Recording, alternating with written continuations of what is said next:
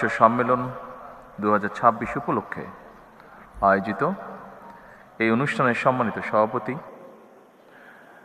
সম্মানিত অর্থমন্ত্রী, উপস্থিত মন্ত্রিপরিষদের সদস্যবৃন্দ, উপদেষ্টাবৃন্দ,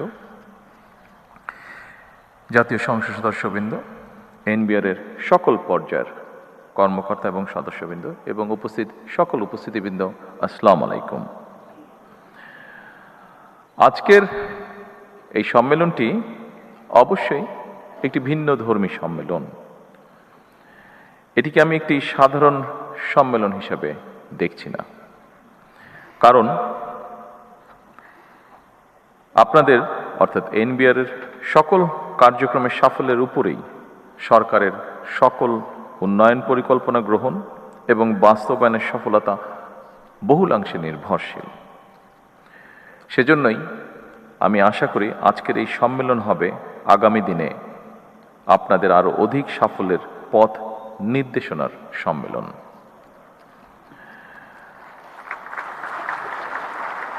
উপস্থিতিবৃন্দ,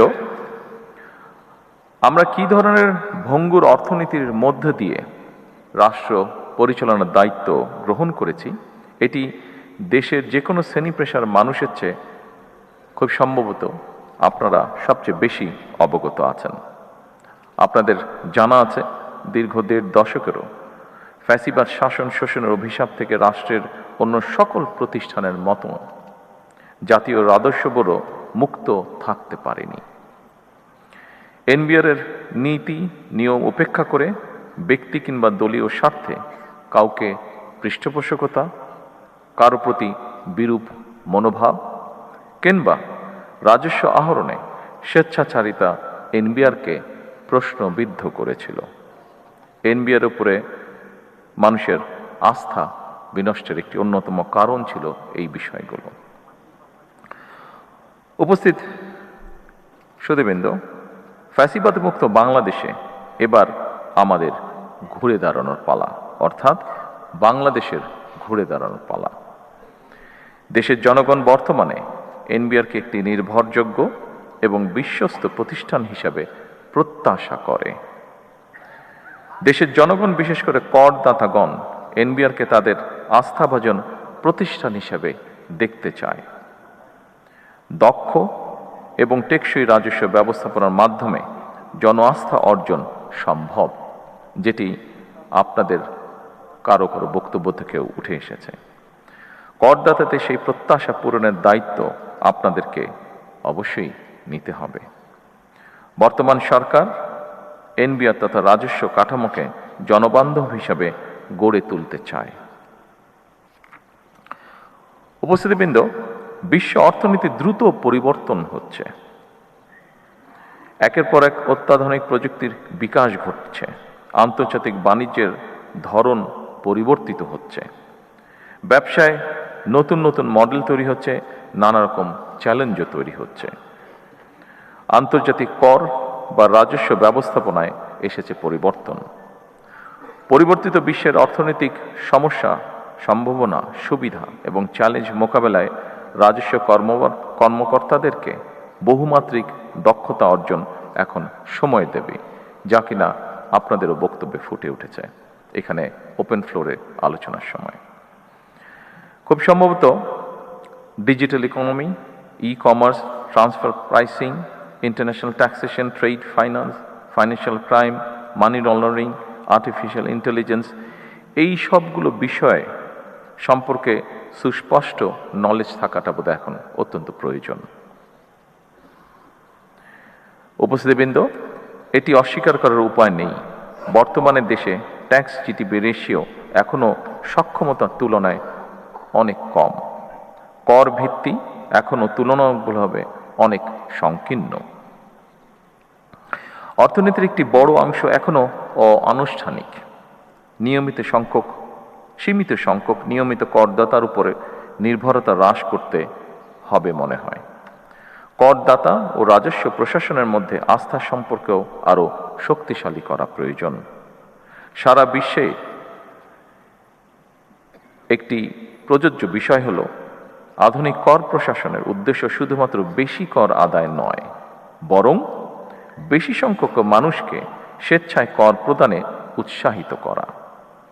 একজন করদাতা যিনি নিয়মিত কর আদায় করছেন, রাষ্ট্র যেমন তাকে সম্মানিত করবে, একইভাবে যিনি ইচ্ছাকৃতভাবে কর পরিহার করছেন তাকেও কর প্রদানের জন্য যথাযথভাবে উদ্বুদ্ধ বা আগ্রহী করে তোলা প্রয়োজন। এটিও আমাদের ওপেন ফ্লোর ডিসকাশনের মধ্যে উঠে এসেছে। কর ব্যবস্থাপনা কিংবা কর আদায় পদ্ধতি সহজ এবং দুর্নীতি ও হয়রানিমুক্ত হওয়া প্রয়োজন, যাতে মানুষ স্বেচ্ছাপ্রণোদিত হয়ে কর আদায় স্বাচ্ছন্দ্য বোধ করেন। আমার কাছে মনে হয় একই করদাতার উপরে বারবার করের বোঝা না বাড়িয়ে রাজস্ব বৃদ্ধির নীতি টেকসই একই করদাতাদের ওপর বারবার করের বোঝা বাড়িয়ে রাজস্ব বৃদ্ধির নীতি খুব সম্ভবত টেকসই পদ্ধতি নয়, বরং কর প্রদানে সক্ষম ব্যক্তিদেরকে শনাক্ত করে তাদেরকে যথাযথ নিয়মে করের আওতায় আনার ব্যবস্থা করার কার্যক্রম উদ্যোগ গ্রহণ করা বোধহয় অত্যন্ত প্রয়োজন। এই জন্য ডিজিটালি আধুনিক ডাটা ভিত্তিক কর প্রশাসন গড়ে তোলার খুব সম্ভবত কোনো বিকল্প নেই। সম্মানিত উপস্থিতিবৃন্দ, ভ্যাট আধুনিক অর্থনীতির গুরুত্বপূর্ণ একটি রাজস্ব উৎস। তবে ভ্যাট ব্যবস্থাপনার সফলতা নির্ভর করে এর কার্যকর বাস্তবায়নের উপর। ভ্যাট প্রশাসনের জটিলতার কারণে যাতে ব্যবসা বাণিজ্য বাধাগ্রস্ত না হয় সেটিও আপনাদেরকে কষ্ট করে নিশ্চিত করা প্রয়োজন।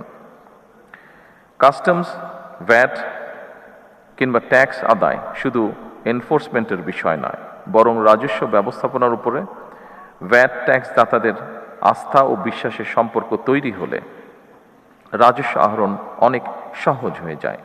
সুতরাং দক্ষ ব্যবস্থাপনার মাধ্যমে জাতীয় রাজস্ব বোর্ডকে এমনভাবে গড়ে তোলা প্রয়োজন যেখানে মানুষ এই প্রতিষ্ঠানকে ভয় না করে বরং বিশ্বাস করবে। উপস্থিতিবৃন্দ, আমি আশা করি দেশের স্বার্থে আপনারা এনবিআরকে জনগণের আরো বিশ্বস্ত এবং আস্থাভাজন প্রতিষ্ঠানে পরিণত করতে সক্ষম হবেন। ব্যক্তি স্বার্থের চেয়ে প্রতিষ্ঠান তথা সবার আগে দেশের স্বার্থ রক্ষা করা প্রয়োজন। উপস্থিতিবৃন্দ, একটি বিষয় ওপেন ফ্লোর ডিসকাশনে একটি বিষয় উঠে এসেছে। আমাদের ইন্টারিম গভর্নমেন্টের সময় এই ডিপার্টমেন্টে একটি ঘটনা ঘটেছিল। ঘটনাটিকে আমরা দুঃখজনক ঘটনা বলে অভিহিত করতে চাই। আমরা চাই, আমি আগেই বলেছি, সরকার চায় সকলকে সাথে করে নিয়ে বাংলাদেশকে গড়ে তুলতে। প্রত্যেকটি মানুষের কন্ট্রিবিউশনকে সম্মানের সাথে দেখতে চায় সরকার। সমস্যা আছে, সমস্যা থাকবেই। আমরা আলোচনা করে ধীরে ধীরে সমস্যার সমাধান বের করার চেষ্টা করব। আমি এনবিআরে যেই দুঃখজনক ঘটনাটি ঘটেছিল, যদিও ওপেন ফ্লোর ডিসকাশনে আমি বলেছি, তারপরেও আবারও বিষয়টি আমি উল্লেখ করতে চাই। আমরা চাই সরকারে দায়িত্বে যারা আছেন, সরকারের বিভিন্ন কর্মকর্তাবৃন্দ, আমরা চাই আপনারা নিরাপদে স্বস্তি নিয়ে আপনারা দেশ গঠনে কাজ করুন। সরকারের অবস্থান থেকে আমরা অবশ্যই চেষ্টা করব দেশের স্বার্থে, দেশের প্রয়োজনে যে বিষয়গুলো গুরুত্বপূর্ণ সেগুলিকে প্রায়োরিটাইজ করতে। আসুন আমরা যে কোনো ধরনের বিশৃঙ্খলাকে পরিহার করার চেষ্টা করি এবং সেজন্য যদি সরকার প্রয়োজন মনে করে, অবশ্যই সরকার ভবিষ্যতে যাতে এই ঘটনাকে পরিহার করা যায়, বর্তমানে যাতে সকলকে স্বস্তিতে কাজ করার পরিবেশ করে দেওয়া যায়, তার জন্য প্রয়োজনীয় পদক্ষেপ সরকার গ্রহণ করবে ইনশাআল্লাহ।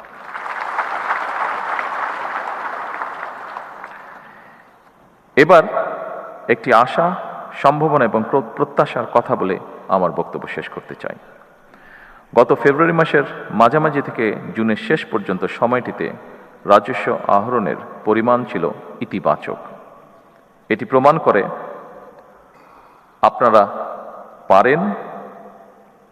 আপনারাই পারেন এবং আপনারা অবশ্যই পারবেন ইনশাআল্লাহ।